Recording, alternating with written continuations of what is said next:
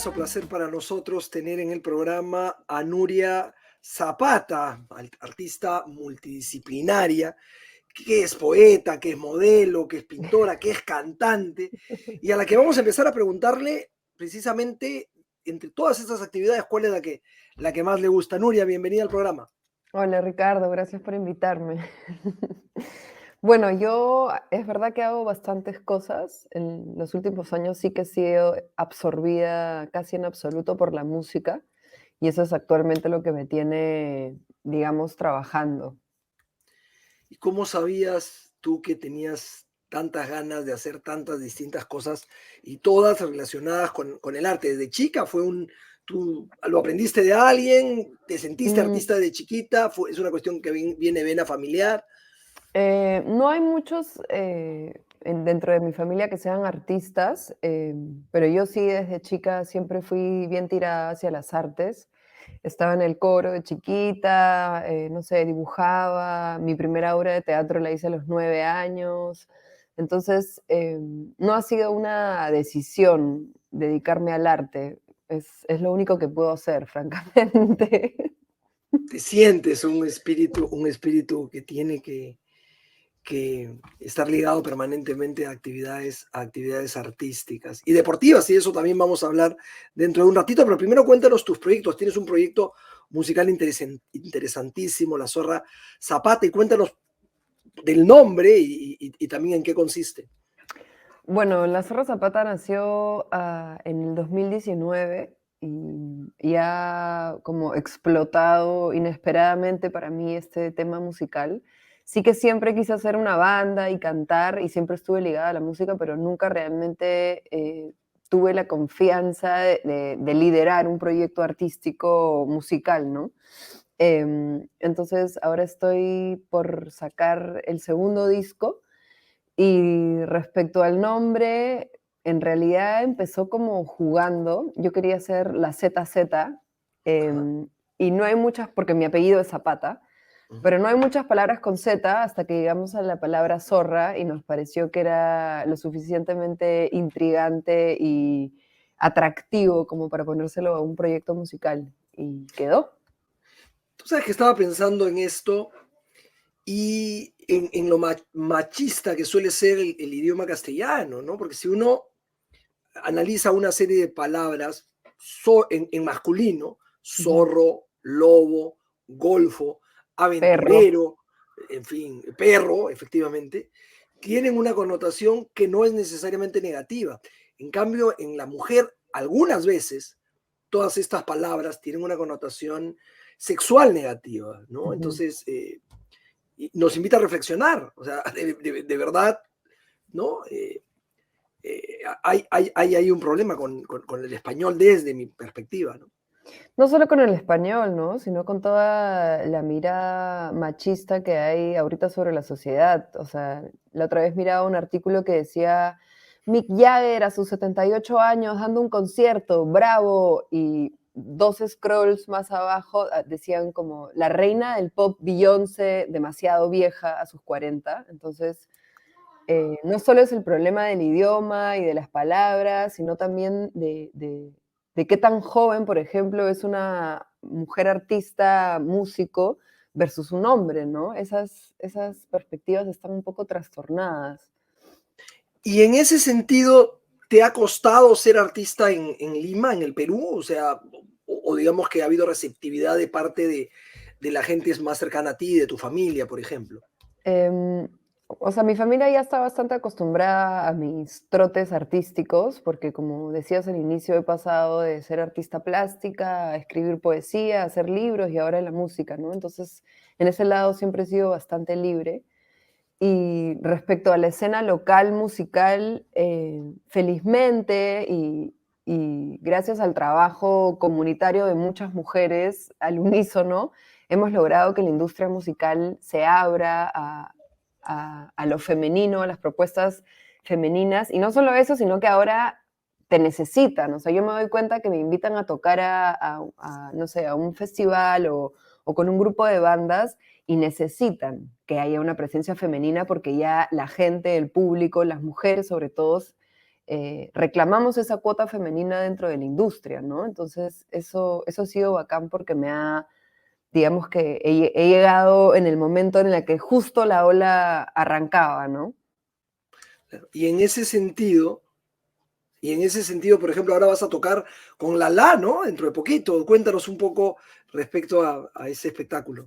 Pucha, yo a la, antes de empezar con el proyecto, me acuerdo que la vi tocando en Barranco cuando recién arrancaba, y pucha, me inspiró mucho a mí ver a la tocar con su guitarra y claro, abrirle el show a ella este 10 de septiembre en el Teatro Nos es un sueño, ¿no? Qué lindo, qué lindo, qué lindo que haya esa camaradería y ese respeto entre las artistas. Cuéntanos, ¿tú eres cantautora? O sea, tus canciones las compones tú. Sí, Cuéntanos, de dónde viene la inspiración? ¿Cómo es el proceso creativo de una canción para ti? bueno, curiosamente, antes yo tenía como esta incomodidad de haber sentido que todos mis procesos artísticos habían sido erráticos y después de un tiempo me di cuenta que todo estaba unido, ¿no? Entonces, por ejemplo, yo soy mucho de escribir diarios. Desde muy chica tengo una colección de diarios. Entonces todo el tiempo estoy como haciendo archivos cotidianos de lo que siento, lo que pienso, lo que me pasa.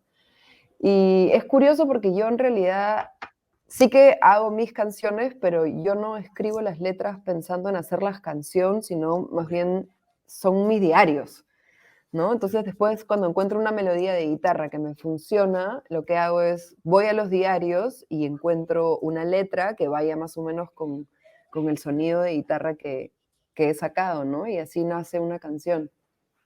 Tú sabes que estaba pensando, inmediatamente hablaste de diarios, me vino La Tentación del Fracaso, que es esta recopilación de diarios de Julio Ramón Ribeiro, y me puse a pensar, ¿y si se hiciera algo así, como por ejemplo la música de Ribeiro, y alguien decidiera hacer música extrayendo fragmentos y después musicalizándolos?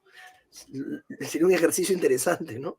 Bueno, el primer single que saqué para este segundo material llamado Acantilados tiene un fragmento precisamente de Alejandra Pizarnik, que es Claro. una poeta que me gusta mucho, y un pedazo de su poema lo convertí en el coro de la canción. Entonces es bacán porque está la poesía ahí metida también en las canciones. Sí, Pizarnik a mí me conmueve porque tiene una carta que ella le escribe a Julio Cortázar contándole pues que no era feliz de Mm, ninguna manera, o sea que aunque el contexto cambiase, ella no podía ser feliz, tenía una depresión ujú. química y entonces no podía sentirse feliz. Y nada, y cómo Cortázar infructuosamente trata de evitar el suicidio de Alejandra y no Mm, puede hacerlo, ¿no? No mm. puede, o sea, le dice, yo te quiero pero viva. Bueno, y en esa época además que las cartas eh, tenían Llegaban un con tiempo delay. de claro, entonces era. Pero bueno, entonces te gusta Alejandra Pizarnik. Tenía ella también Mucho. un libro sobre la condesa sangrienta, un libro medio dark de Alejandra Pizarnik, porque de la condesa húngara, Marian Bartorin, creo que se llamaba. Y nada, un libro de cómo ella mataba a sus víctimas. Y fue raro que Alejandra recreara, había un lado oscuro en Alejandra también, aparte de esta depresión, en la que ella recreaba todas estas muertes y esta personalidad, Sí, obviamente yo, psicótica de yo la creo condesa que húngara. Yo creo que Alejandra tenía sin duda o sea, estaba atravesada por su propia oscuridad. Y sí, tú lees sus poemas y te das cuenta que era una persona atormentada por sí misma. Yo lo que rescato de ella es que, claro, pasan los años y nos encontramos con estos textos de Alejandra Pizarnik que nos hacen sentir acompañados en nuestros lados más oscuros, ¿no? Y ahí es donde Alejandra, digamos que pasa de ser oscuridad a ser luz. Y, y yo rescato eso mucho de ella, ¿no? Me encantó, ahorita has utilizado dos términos que me gustaron mucho, ¿no? Atravesada por su propia oscuridad, ¿no? Eso me ha gustado muchísimo. ¿Te gusta leer? Sí, ¿Qué tipo de soy bien, literatura o te sí, gusta? soy bien de novelas, bien de ficción. Yo viví en Buenos Aires muchos años, 3 años, y ahí tuve mi época de lectora más voraz. Me pegué mucho con la literatura francesa. harto Sartre, Simone de Beauvoir, me encantaba Proust, entonces sí, más que nada leo o poesía o ficción, ¿no? Soy una adicta de las novelas. ¿No te ocurrió explorar también un aspecto como, por ejemplo, el cine? Porque hemos hablado un poco de literatura, hemos hablado de música, pero estaba pensando en algo más audiovisual en términos, Mm. qué sé yo, un documental, un corto, una película.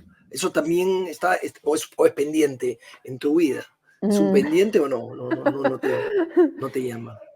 Bueno, yo estudié actuación unos años en Buenos Aires precisamente, así que tengo todo este lado de actriz también ahí latente y es curioso que preguntes eso porque me pasa con las canciones que cuando estoy empezando a componerlas, en paralelo vienen imágenes a mí, ¿no? Que finalmente terminan siendo los videoclips, que son oportunidades como para poder darle al sonido una imagen, ¿no? Y ahí hay un poquito de cine, digamos. Justamente en uno de tus últimos videoclips había imágenes tuyas boxeando. ¿Te gusta el boxeo? ¿Cómo así surgió? ¿De quién fue la idea? Nunca en mi vida, o sea, recién a raíz de este proyecto, me puse a ver peleas de box por primera vez en mi vida. Pero ese videoclip nace, o sea, a mí se me vino a la imagen cuando componía esa canción de una boxeadora. Y en base a eso fui donde la directora, Camila Vidal, y le dije, oye, esta tiene que ser la historia de una boxeadora que le saca la mugre a su contrincante. Y quiero que el contrincante sea hombre, porque no quería bajo ninguna circunstancia plantear una enemistad entre dos mujeres, todo lo contrario. Em, y ya, así nació el videoclip. Entonces que me vienen a la mente dos escenas cuando han nombrado a una mujer boxeadora. La primera es Million Dollar Baby, la película de Clint Eastwood desgarradora, Sí. y, y que te vas del cine literalmente deshecho. Mm. Y la otra es un videoclip mucho menos dramático y irónico. Es un videoclip que se llama Una mujer de bandera, de los hombres G, una mujer que era fisicoculturista muy fuerte, no sé si pudiste verlo, y un enamorado enclenque, que pues la mujer le da palizas al No, chico. no lo he Sí, visto, no sí, lo he muy visto. simpático.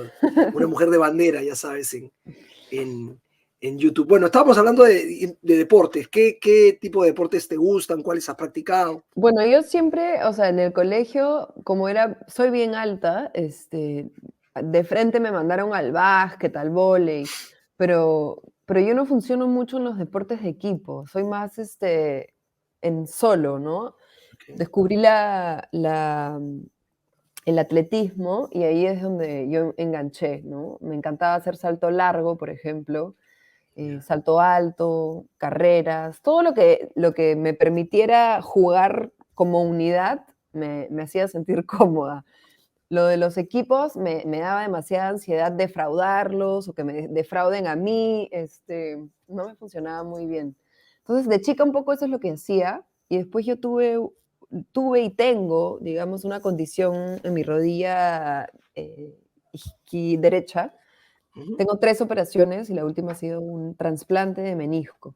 Wow. Entonces, esto para mí, por supuesto, cambió mi vida. De hecho, empecé a hacer música debido a esta lesión que me mandó a la cama un par de meses y ahí es donde nació lo de la Zorra Zapata. Pero después del trasplante yo enganché full con la natación. Claro. Me encanta la natación. Y después otra cosa que me ayudó mucho a, a mejorar mi lesión fue el Pilates Reformer. Yeah.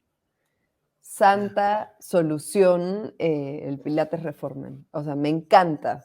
Me encanta porque es rápido, no hay Es una como que. variación del Pilates tradicional, ¿no?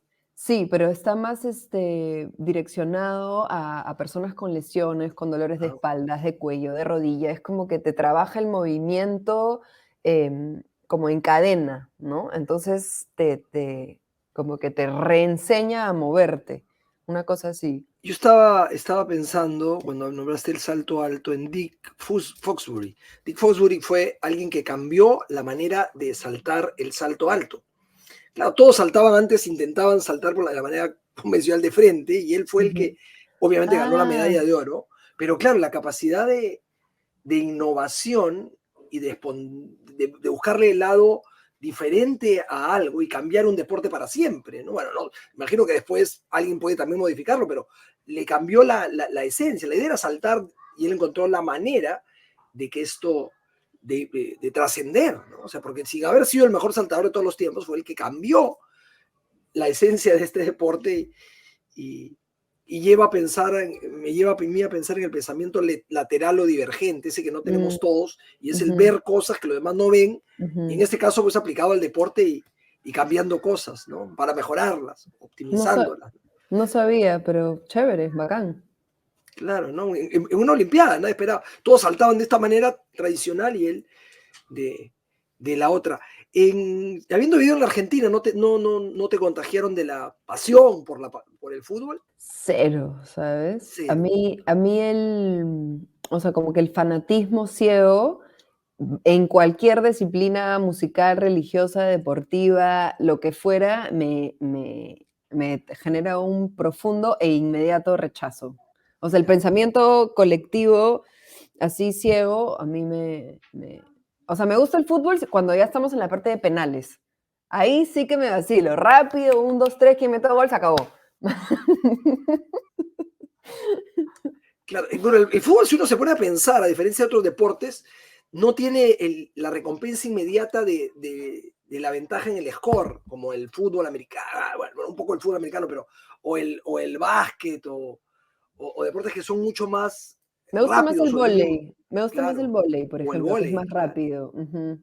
Y ver deportes, ¿qué deporte te gusta ver? Soy fanática de las Olimpiadas, mira, me encantan las Olimpiadas, me emocionan, cada vez que termino un partido o alguien pasa una meta, lloro, es una cosa familiar, porque mi mamá es igual y mi hermana es igual, y nos da pena el que perdió y nos emocionamos por el que ganó.